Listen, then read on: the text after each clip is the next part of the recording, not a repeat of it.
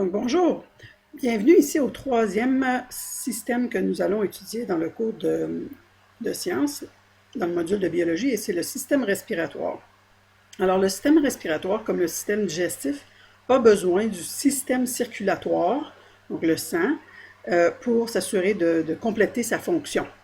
Alors, qu'est-ce qu'il fait ton système respiratoire? Il permet de filtrer, d'humidifier, de réchauffer et de conduire l'air de l'extérieur vers tes poumons, qui sont le site où on a les échanges des gaz entre l'extérieur et l'intérieur du corps.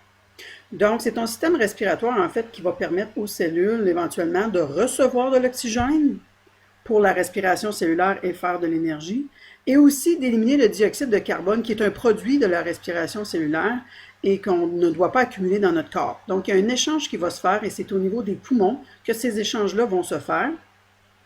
Mais je vous rappelle que pour que ces gaz-là sortent des cellules ou se rendent aux cellules, c'est le système circulatoire qui doit les transporter. Donc, il va y avoir un lien étroit entre le système respiratoire et circulatoire qui va s'établir, un peu comme le système digestif au niveau des intestins grêles avec le système circulatoire aussi.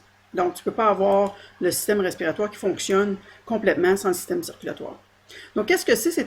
Il est composé d'un système de tuyaux, en fait. C'est de la tuyauterie qui va mener à deux organes, les poumons. Et les poumons, en fait, qu'est-ce que c'est? C'est du tissu conjonctif qui tient tout un paquet de petits sacs minuscules, des millions de petits sacs minuscules qu'on appelle des alvéoles, puis c'est tout tenu ensemble par du tissu conjonctif. Alors, on en a deux poumons, le poumon gauche et le poumon droit. Le poumon gauche est légèrement un petit peu plus petit que le poumon droit parce que le cœur devrait être au centre ici, puis se pointe vers la gauche un peu, fait qu'il prend un peu d'espace. Fait que le gauche est plus petit que le droit, mais les deux ont exactement la même fonction. Donc, de quoi il est composé? Donc, on a les narines par lesquelles l'air devrait plutôt entrer. Chez les mammifères, ça peut rentrer aussi par la bouche, mais préférablement par le nez. Le nez conduit à la cavité nasale. Ensuite, on a la gorge que nous autres on appelle la gorge, mais c'est le pharynx. Ensuite, le système respiratoire se poursuit avec le larynx. Chez les hommes, les hommes matures, il est plus enflé, là, il abrite les cordes vocales. Ensuite, on a la trachée, un long tuyau. Au niveau des aisselles, le bras, la trachée se divise vers les deux côtés en bronches. Là encore, c'est les mêmes types de tuyaux, juste un petit peu plus petits. Et finalement, les bronches vont faire comme un arbre à chaque côté et devenir des bronches de plus en plus petites qu'on appelle les bronchioles. Et évidemment, toutes les petites bronchioles vont donner un paquet de petits sacs qu'on appelle les alvéoles. Alors, on va les voir un petit peu plus tard dans leur structure plus de proche. Donc, les poumons sont renfermés avec le cœur dans ce qu'on appelle la cavité thoracique. La cavité thoracique, on ne les voit pas ici, là, mais dans les animations que vous allez aller voir sur le EAV, c'est très, très bien illustré, même toutes les étapes de l'inspiration puis de l'expiration. Vous allez voir qu'il y a un paquet de vertèbres qui entoure ça. Ça forme une cage fermée. Puis entre les vertèbres, il y a des muscles intercostaux qui permettent au mouvement de la cage thoracique. Fait que d'augmenter le volume puis de diminuer le volume, ce qui va permettre l'inspiration puis l'expiration. C'est fermé le tout par un muscle ici en tour qui s'appelle le diaphragme. Donc, on va parler de quand l'air rentre. On appelle ça l'inspiration. L'expiration, c'est quand l'air est chassé hors des poumons. Alors, quand l'air entre, OK, qu'est-ce qui arrive, c'est que les côtes, les vertèbres, vraiment, c'est les côtes et les vertèbres, les muscles intercostaux et les côtes se contractent, puis la cage thoracique, elle va se lever. Le diaphragme ici va baisser. Ça va augmenter le volume de ta cage, puis ça va faire en sorte que l'air de l'extérieur va rentrer naturellement vers l'intérieur. Donc, l'air peut rentrer par la bouche ou par les narines, c'est préférable.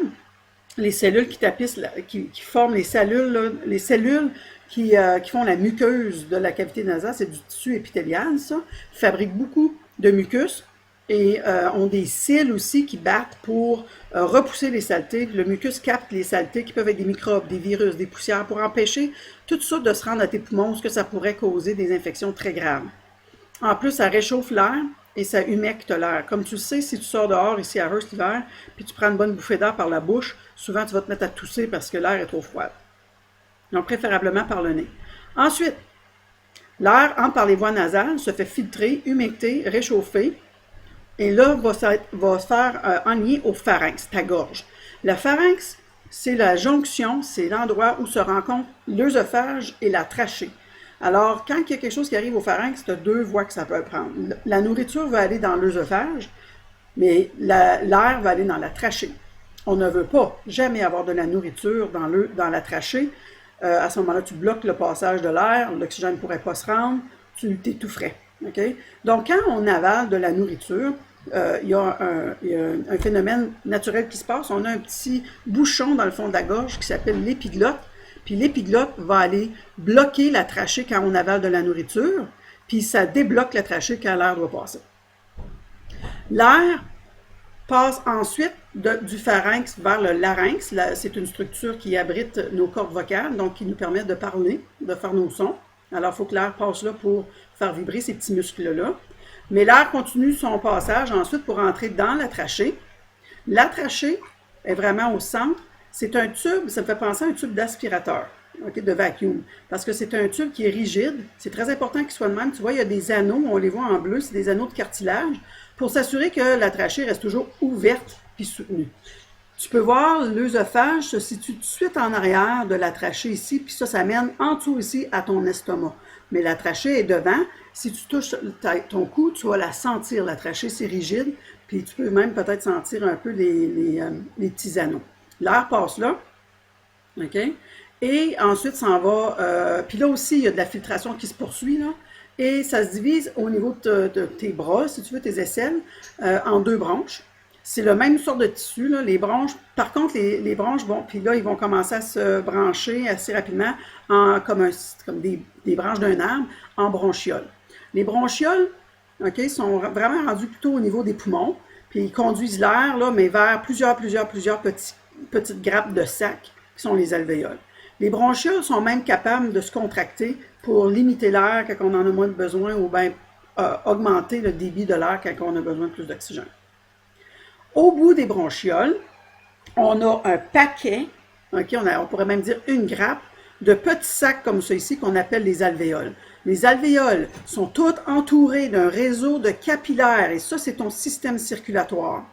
Okay? C'est les capillaires, je te rappelle, c'est les vaisseaux sanguins super minces qui permettent justement les échanges avec les tissus, avec les cellules. Aux alvéoles, c'est le même principe. Quand l'air arrive ici, les alvéoles sont très minces, une seule cellule d'épaisseur. Fait qu'on se ramasse finalement avec un système circulatoire qui entoure les alvéoles. L'air arrive là, et là, il peut y avoir une communication directe, pas mal directe, entre le système circulatoire et le système respiratoire. Alors, les alvéoles, on dit que si on serait capable d'aplatir, d'ouvrir tout ça, puis aplatir toutes les alvéoles de nos deux poumons ensemble, ça ferait la superficie d'un terrain de football tellement que ça fait qu'il y en a beaucoup. Donc, l'air, OK, fait que tu vois, l'air va rentrer ici, va se rendre à tout, va remplir toutes nos alvéoles là, qui composent nos poumons. Et c'est les alvéoles qui sont les sites de nos échanges de gaz. Échange de gaz veut dire, si tu regardes bien le schéma ici, ça représente des capillaires. Okay? Les capillaires sont remplis de sang, et le sang qui arrive au poumon, de ton cœur, il est pauvre en oxygène, mais chargé de CO2. Donc, il est désoxygéné. Alors, l'air qui rentre dans les alvéoles contient beaucoup plus d'oxygène que de dioxyde de carbone. Ça, c'est juste par la composition de l'air.